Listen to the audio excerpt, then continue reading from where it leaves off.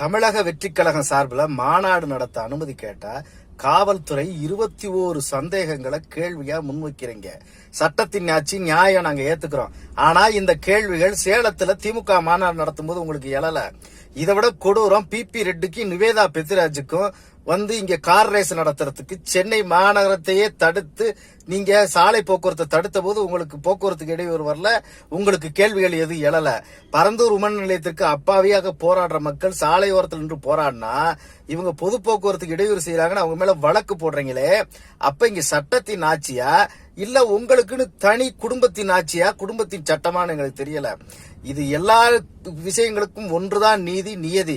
ஒன்றை மட்டும் உங்களுக்கு நான் சொல்றேன், தமிழக வெற்றிக்கழகம் தளபதி 2026 ஆட்சிக்கு வரும்போது நிச்சயமாக உங்களைப் போல் சட்டத்தை எங்களுக்கு சாதகமாக எங்கள் சட்டைப்பையில் வைத்து வளைக்க மாட்டோம். நாங்கள் சட்டத்தின் ஆட்சி மட்டுமல்ல, அனைத்து துறைகளிலும் பிறப்புக்கும் எல்லா உயிர்க்கும்